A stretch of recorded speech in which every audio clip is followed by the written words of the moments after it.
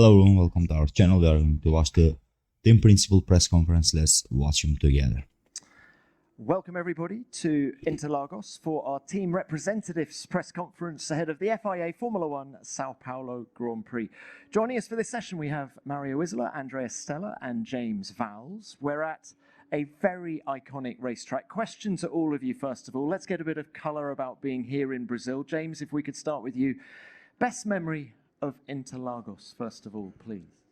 Mine's probably a long time ago. It's not Williams, I'm afraid, but it was 2009 because this is where I won the championship for the first time with Jensen and as constructors as well. And it was there's a number of championships won here, and you can see why. And it's just always accumulates in this fantastic race. And it's exactly the same thing on that particular weekend as well. I'll remember it for the rest of my life. But it's one of those tracks that's iconic.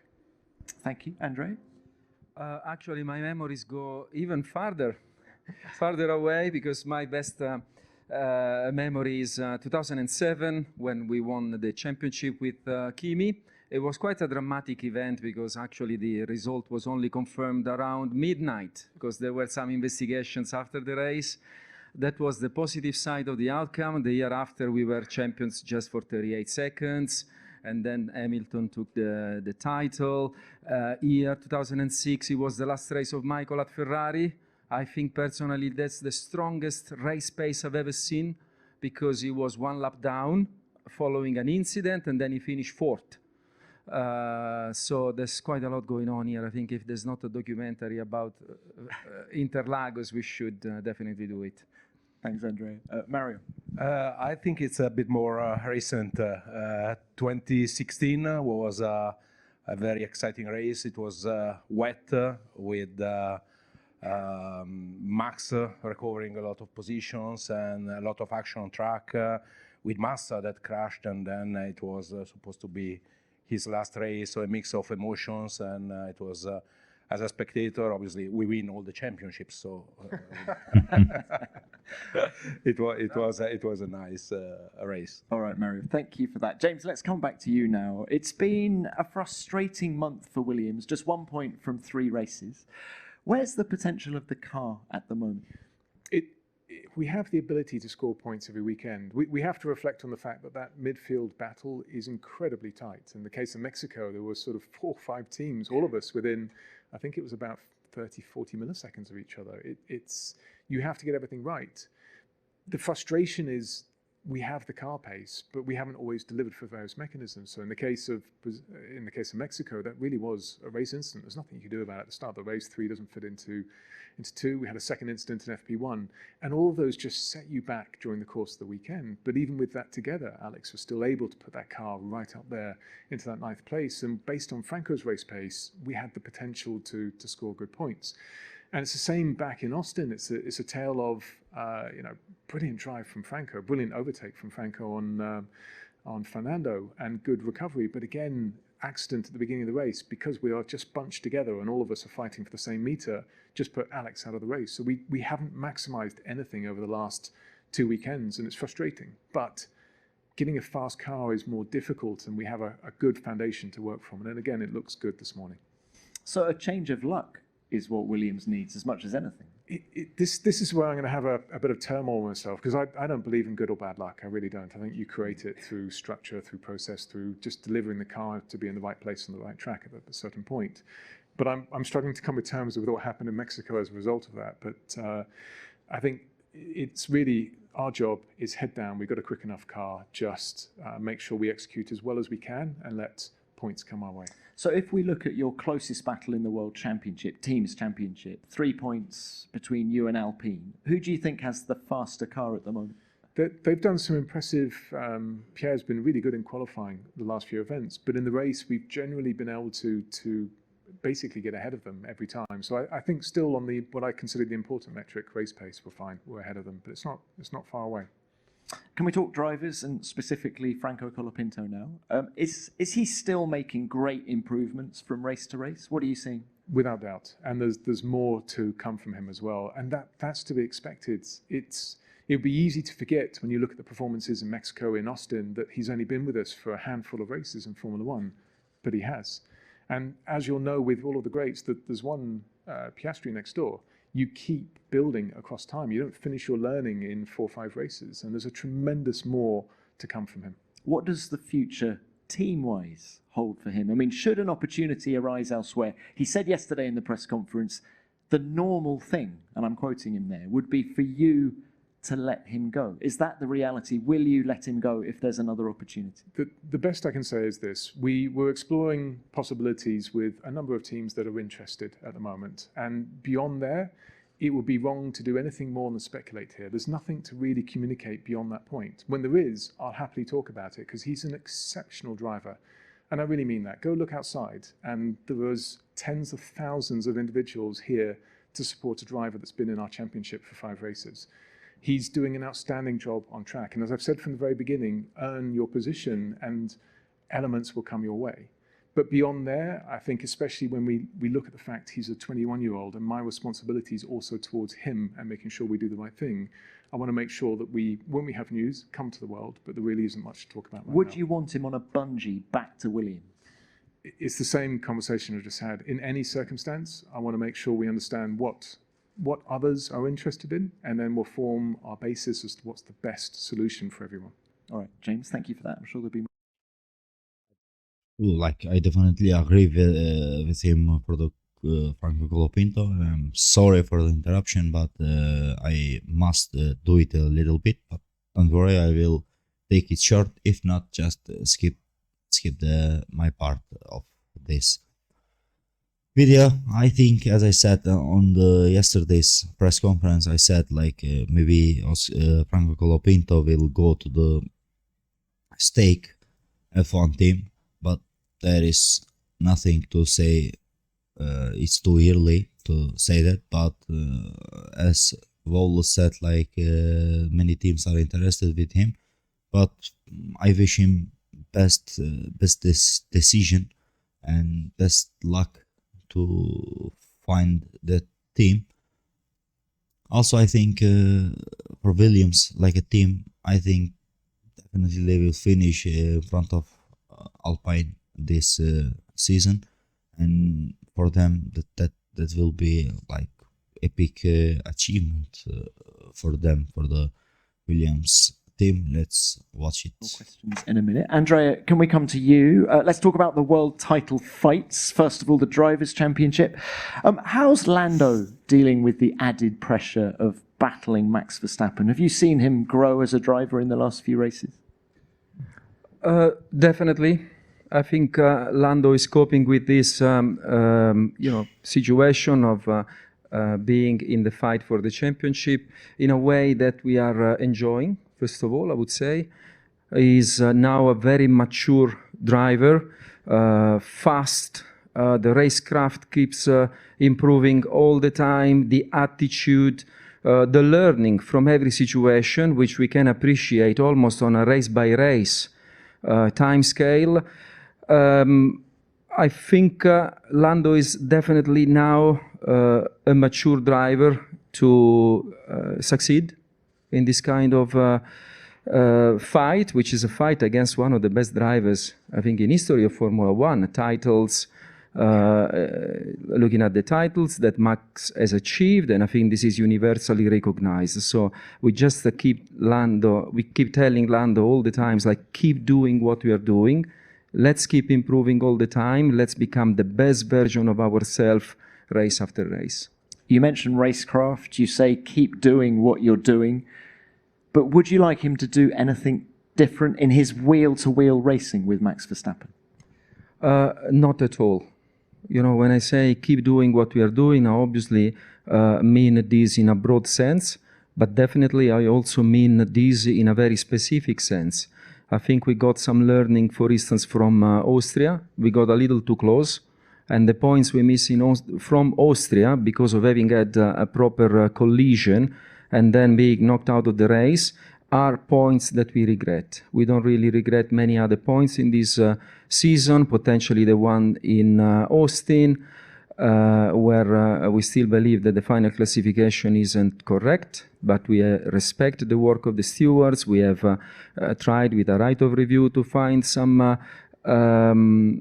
correction of that situation that happened in Austin. This didn't happen. We move on. So I think from Lando's point of view, that's the way it should be going racing. Lando reflects also in the way it goes racing our own values. We race fair, we race in a correct way, we race in a sportsmanlike way. And then ultimately in this kind of close fights, there's a third party that is the stewarding.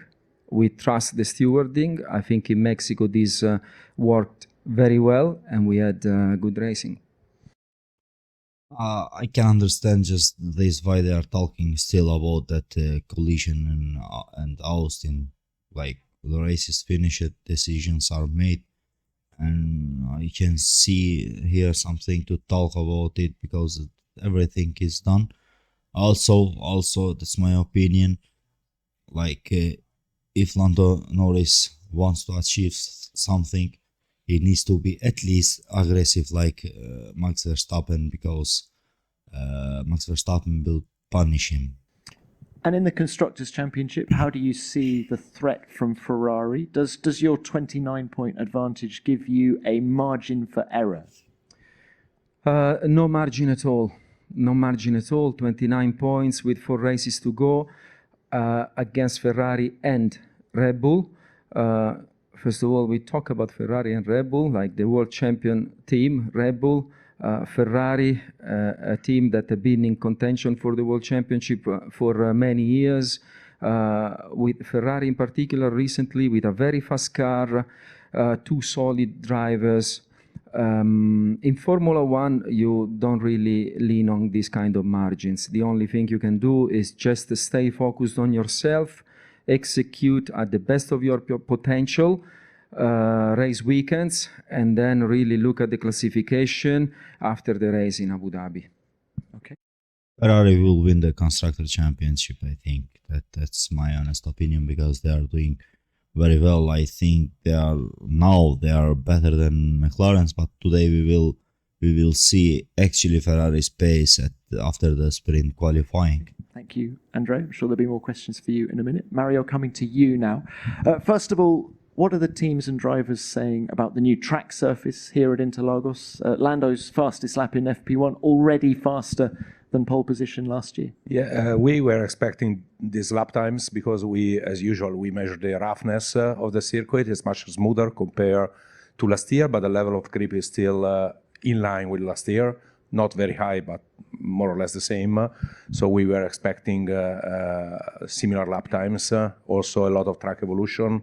I heard some comments about bumps, but honestly, it's not a detail that we consider in our measurement. I'm expecting, as I said, a lot of track evolution and maybe a few issues if it is wet. It seems we have a chance of rain tomorrow in the afternoon and Sunday during the race, because this bitumen on top is in general is creating a slippery surface when the asphalt is so new. Thank you for that. Can we now throw it back to Mexico last weekend and to the tyre test that went on during FP2? What conclusions did you draw? It's never easy to run a tyre test in the middle of a race, and I have to thank all the teams for their availability. We ran the test, it was positive, we got a lot of data. We have now defined the new C4, C5 and C6 for next year, thanks to this test. The test is useful to validate new compounds. Obviously, we cannot test a different construction during this kind of test, but I was a bit worried when I saw the red flag, obviously, because we didn't have a lot of margin for running all the plan, but we did it. We shortened the long runs by a couple of laps to be sure that everyone was able to finish the test, and it worked quite well. So you say C6, there will definitely be a C6 compound in 2025. Where will you run that tyre? That's a good question. I would like to wait for the Abu Dhabi post-season test. We still miss few data on the C6. It is important to underline that we have to homologate the compound if we want to use it, but we are not obliged to use it. So I prefer to have the flexibility to have a C6 in the range that is mainly for street circuit. I can imagine, for example, Las Vegas, just to give you a name that is not Monaco, because otherwise everybody is just mentioning Monaco. We have more and more street circuit in the calendar, and having the flexibility to have a C6 could be useful. And we are not obliged to select, let's say, 3 consecutive compounds. So if we realize that, for example, the C6 could be good in some circuit, but close to the C5, we can also decide to nominate C3, C4, and C6, and skip one level. So this is giving us a bit more flexibility. We are going to discuss with the teams and with the FIA a draft allocation for next year, as we always do. And I'm happy to have this flexibility, honestly. Okay, Mario, thank you for that. Let's now open this to the floor, as ever. Name and publication, please. Yeah, John, start with you. John Noble from Autosport, Motorsport.com. To Andrea, in this championship fight, how much more complicated has it got now that Ferrari has stepped up and in the hunt? Because Max is obviously clearly focused on Lando and doesn't particularly care if he lets Ferraris through in that fight. But you're fighting a Drivers' Championship and a Constructors' Championship. So how much more tricky is it dealing with those two elements? The complication associated to Ferrari being part of this championship quest, I think now is more material because of the numbers. But for us personally, at McLaren, we have always internally talked of Ferrari being a potential problem in terms of being a candidate for the championship, because it has been very clear that, especially after at Monza and afterwards, they had a very fast car. They improved in their top speed, they improved in terms of their downforce, and at some of the events, they didn't maximize what was at stake for them. Like if we think Baku, I think they had the pace to win the race, Singapore. So it has become more evident, but for us it's always been the case. We knew that Ferrari was in the quest. Clearly, in the last 2 events, if we look at Lando's race, we allegedly lost some points because of the interactions with Max. It's racing. We need to take these things into account. The best thing we can do is just be as fast as possible and not even be, in the range. Which this is a joke. I think Red Bull will always be there. It's a very optimistic prospect. But I think what we are reassured by the way this kind of close situations have been handled in Mexico. This gives us some reassurance for the future, and ultimately is racing, is F1 racing. We need to accept this and do our best. Thank you, Andrea. As I said, I think Ferrari definitely will win Constructors' Championship. I don't know why, but I feel like that. I'm not a Ferrari fan, also not a McLaren fan. I'm just fan of Formula 1 and to try to make any content, something like that. But I think Ferrari will finish that job and will finish at the front of the McLaren. Next one, please. Scott Mitchell-Mann from The Race. It's a question primarily to James and Andrea, but Mario, if there's anything from a Pirelli perspective to add, please do. I just wonder what your thoughts are on the progress that's been made with the 2026 regulations. There was the update a couple of weeks ago. The suggestion is that the performance profile has changed on the cars. They've become a little bit quicker. How happy are you with that? What room is there still to improve? James, you first. I think there was really good work done both by the FI but also the teams at the same time in coming to a solution that I think is much better now, where we're in a situation there's more freedom to be able to explore those regulations. There's more performance that comes with it at the same time. I think it's a better balance of what we've achieved, and it's really good. I mean, I've said it twice in that sentence, but it's because it really was a good reflection as to how all the teams came together with the FI to produce those regulations as one. That's why it came together as quickly as it did. Andrew, anything? First of all, I would like to completely express my agreement with James in terms of the good work, the good collaboration between the FIA and the teams, which is important to underline.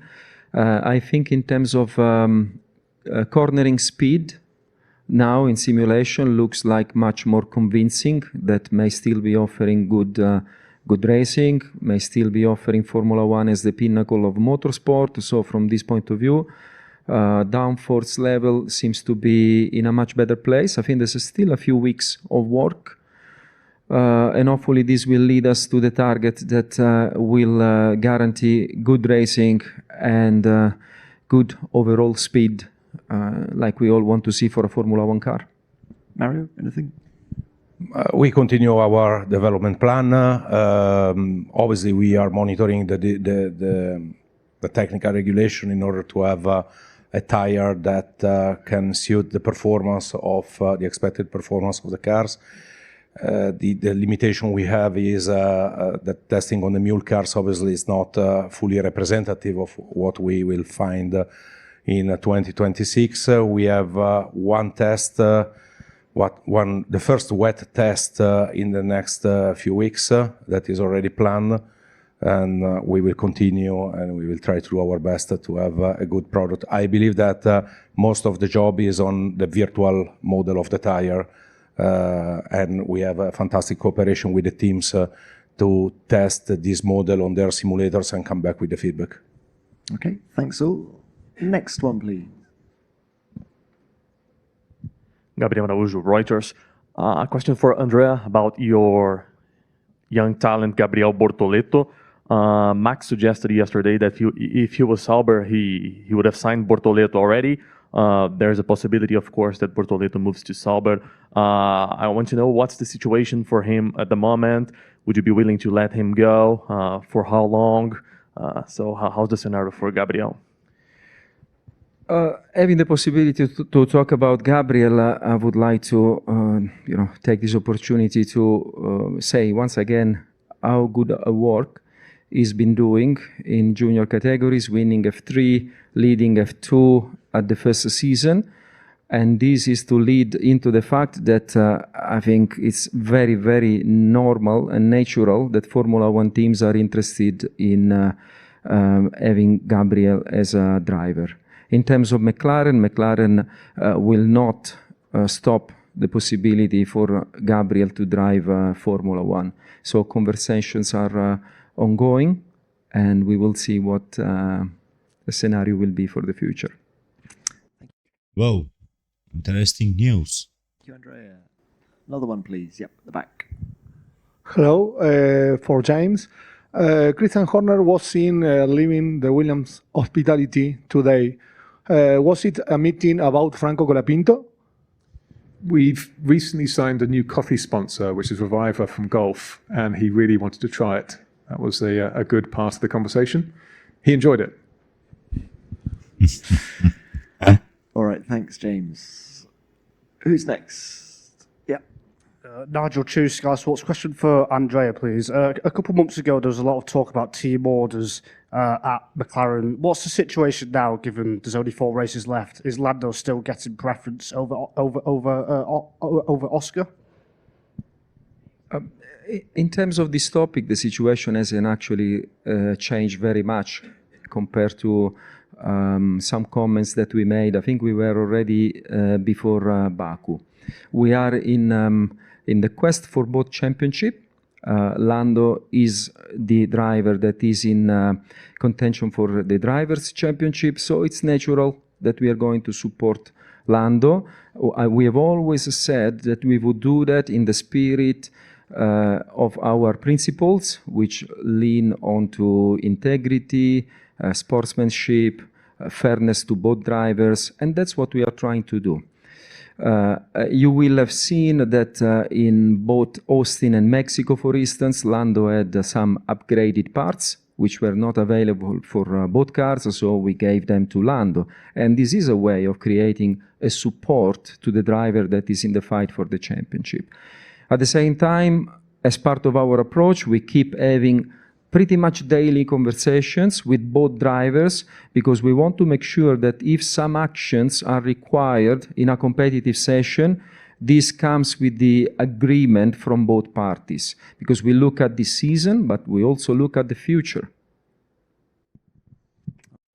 Actually, you must look at the future if you want to win the Drivers' Championship, but I think there is that possibility is too low, because as you know, like Verstappen is too aggressive.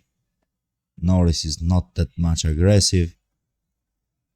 I don't know, it will be so interesting. Let's hope to have also in this race good fights between them. Okay, thank you. Who's next? Here to James. Sorry.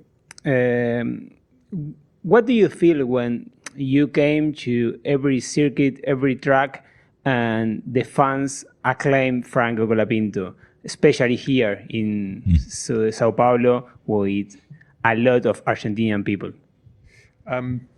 Pride is the first emotion that I feel. I'm really proud of Franco. I mean, we've obviously worked together for a little bit of time, not as long as perhaps I would do with most young drivers, but a reasonable period of time. And I've seen him grow up tremendously in the last 2 years. And for me, it's just reward for an individual, a young man that's performing absolutely incredibly. And to see his fan base out there is exceptional. And I think Argentina's been through a reasonable amount of pain, and it's good. What's incredible is seeing a whole country respond to someone iconic that's doing something great in the sport. So I'd go always to pride. Thank you, James. Next one. Also, we are proud with him. Hi, Sabrina from Clarín, Argentina, to James. Andrea talked recently about McLaren won't stop Gabriel Bortoleto from racing in Formula One. Has Williams the same position? The best I can really tell you is we're actively working with teams that are interested to try and find the right arrangement that helps Franco, that protects Franco as well and protects all parties. So it's very much in those lines. It's the same concept behind it. It's never straightforward between Formula One teams because you're fighting on track and you're trying to find a solution for a career of a young man. But answering the question, he is earning his place. He needs to do more on track to keep earning his place as a result of things, but he's shining, and that's why there's interest from teams. And our responsibility in that is I have responsibility both towards him and Williams. And hopefully we'll have some great news to be able to talk to everyone about, but today that isn't available. Is Albon leaving something, Williams, or I just started to feel something like that because he is not saying that he will leave Franco Colapinto from Williams. If he is not leaving him, he need to give him a seat. I don't know what do you think, but if that happens, to leave Albon Williams, it will be very, very, very interesting and very surprising news. Thank you. Next one. John Noble, Autosport.com again. To Andrea, it's been said there's a lot of similarities between this year's championship and 2021 in terms of a close championship fight, technical controversies between the two teams, psychological warfare, and two drivers battling kind of on-off track, wheel-to-wheel, and controversies. How much are you reflecting on kind of history in the past, title battles to learn, and does that kind of influence and have a factor in your approach? Well, first of all, as you were making this question, I felt a little bit of pride in the fact that now is McLaren a part of this contention. 2021, you know, is in the history of Formula One. It will stay there for a long, long time for various reasons. But like I say, first of all, let me express a bit of pride to be there now with McLaren. There's always a lot you can learn from the past. And actually, one thing we say internally is that let's try to learn from situations without us being protagonists of these situations. So we definitely look at that season. We looked even if we want to talk about some hot topics, even the close racing between Max and Hamilton, we looked at the mutual monitoring, as you said, between the teams, which is normal practice, but definitely as you contend at this level, you need to pay extra attention in analyzing what competitors do from a technical point of view, from a sporting point of view. So yes, the 2021 is a reference season, like many others, in fairness. And we try and learn as much as possible. Thank you. Ed. Ed Straw, the race for Andrea and James again, looking at 2026. Obviously, the aero testing is prohibited, but you've got groups working on the rules. In terms of the recent changes that were published, how much extra opportunity is there being created there? I'm thinking the front wing changes, all the devices around the front of the side pod and the floor. Is that not only going to improve performance, but also create more opportunity for the fine control? Is it kind of inching back a little bit more to what you had pre-22 with the fine control of barge boards, that kind of thing? Is there a big opportunity there, and will that be a significant development area once you get into 26 and you're all fighting it out? With the recent release of the car geometry, especially from an aerodynamic point of view, basically two main things have been achieved, as you refer to. One is a much higher downforce level, and the second one is more freedom. We welcome both. We welcome the more freedom. I think this will give teams the possibility to, just use their knowledge, use their methodologies, the knowledge that has been accrued over the years, even if with different regulations, is a way of creating some differentiation. So we've always been advocating this kind of approach, and we welcome the fact that there will be more freedom. Yeah, well said by Andrea, as always. It's fundamentally, yes, to answer your question, we now have more freedom where you could see a different direction that you're going in. So there's more flow controlling devices in place, which lead to downforce, but differentiation between teams. What's been really positive as well is there's still some small areas of improvement around the diffuser, but again, what's great to see is teams and the FI working hand in hand in order to improve that. Because every time you make a change like that, it has some consequences. But I think what you're going to see now is instead of all teams working in the same few millimeters, there'll be some different concepts. And I personally think that is good for the sport. Thanks both. We've got time for one more. Yes, please. Hello, my name is Dario Coronel from Argentina, Infobae. The question is for James. When the future of Franco Colapinto will be defined? The future of Franco. But what was the question? When will it be decided? Yes. I mean, these sorts of things are always hard to do because you're talking about multiple teams talking together, but it'll be something that I'm confident before the last race of the season will have nailed, but it's really hard for me to pinpoint where in between those two timelines.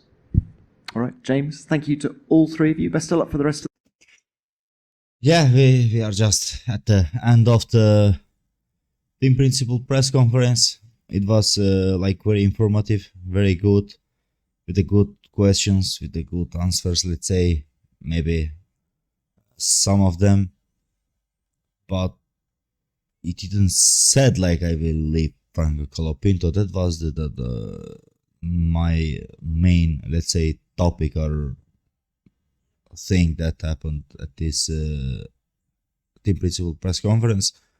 Like Stella said, definitely I will leave him. I will help his future, and etc. etc. But James Vowles, like said, it was not saying no or yes. Like, we will see what will happen. We will see what will happen. I don't know what to say, but that came out, that question in my mind. In my mind, that is Alex Albon leaving the Williams or not? If he leaves the Williams, where he will go at the Red Bull? Or after that, the questions are coming. But as he said, we will have answers for this kind of questions, I think, after 1 or 2 or 3 races. I wish him best future for Franco Colapinto, like, because he's doing very well. He's driving fast. He's like is shining star of Argentinian people. Let's hope for him good future. Also, I think we need to be done with these talkings between Max Verstappen and Lando Norris about their fights, because when the decision is made and that's it, you can't change nothing when the decisions came out, like in 2021. Decision made, Verstappen won the championship. If you want, you can sleep 1 month at the front of the door of FIA, but will change nothing. I think the media needs to stop to ask the same questions every single press conference, every single day, every single interviews. But I think like it's the part of the short show, part of the Formula One, and we will have always this kind of questions. That's it from my side. Just don't forget to like the video, give your opinions at the comment section about the about this press conference, and just don't forget to like and subscribe to the channel.